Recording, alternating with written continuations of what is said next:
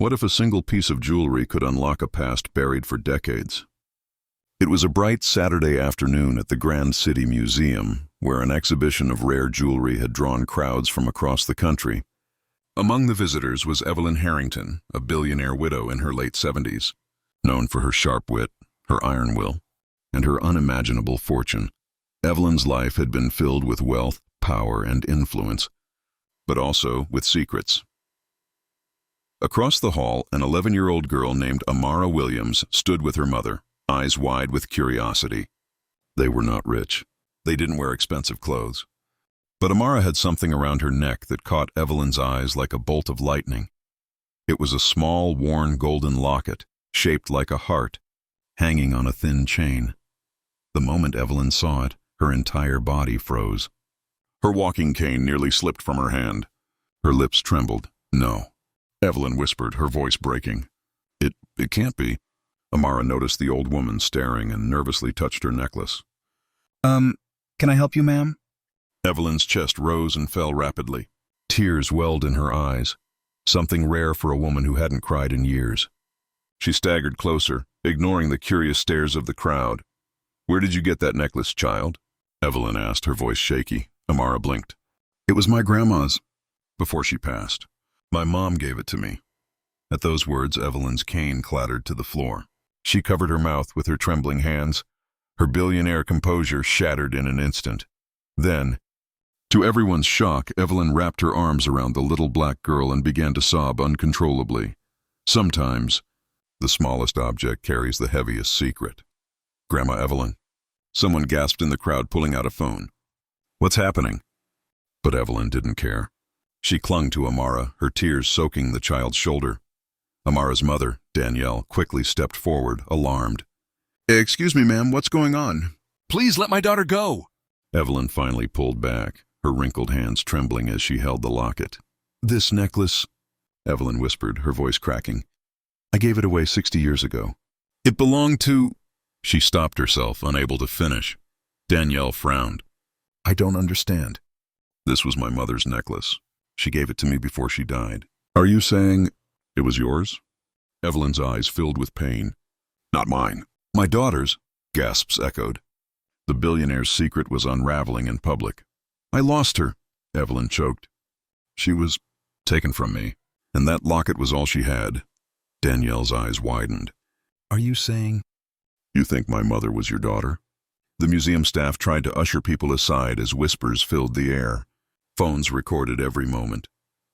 Evelyn's knees buckled, and she collapsed onto a chair, whispering through sobs. "That necklace proves it. I think your family. What would you do if your entire identity was suddenly questioned?" Danielle's heart pounded. Could this wealthy woman really be connected to her late mother? "Look, Mrs. Harrington," Danielle said firmly. "I don't know what story you're telling, but my mother never spoke of you. She grew up in foster care. She didn't know her parents." Evelyn's eyes filled with guilt. "Because she was taken from me. I was a young woman then, trapped in a marriage I didn't want. My husband's family disapproved of me keeping her. One night, she was gone. They told me she died, but I never saw her body. I searched for years." Danielle staggered back, her mind spinning. "Are you saying my mother was stolen from you?" "Yes," Evelyn whispered. "And that necklace? I gave it to her on the day she was born." Amara looked between them, confused and frightened. "Mom, what's happening?" "Who is she?"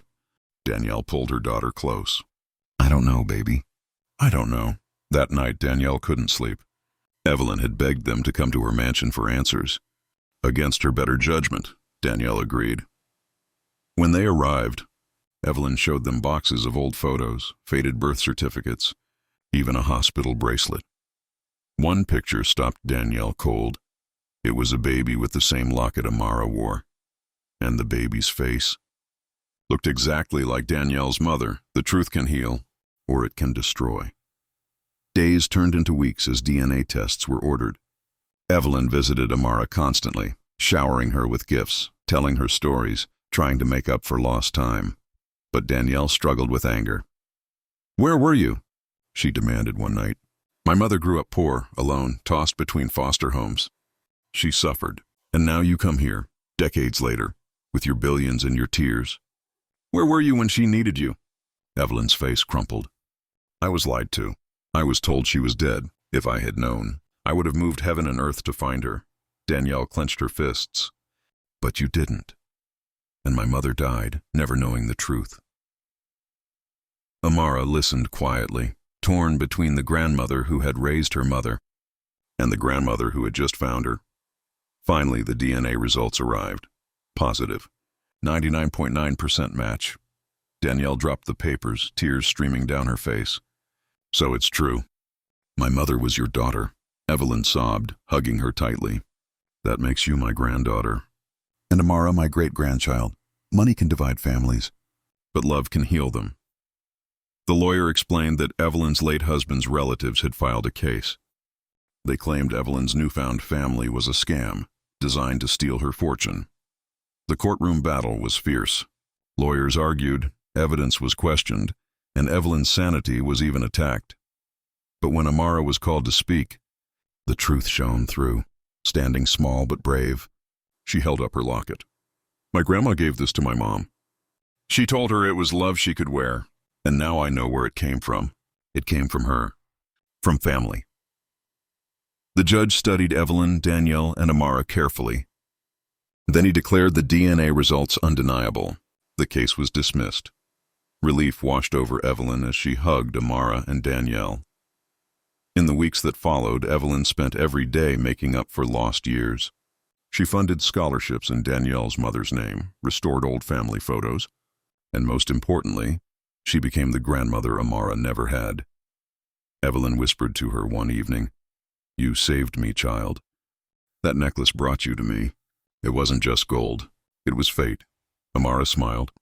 Maybe love never really gets lost. It just finds its way back. Someday, this story isn't just about wealth or inheritance. It's about truth, healing, and the power of family. Even when years of lies and pain try to keep families apart, love always finds a way home.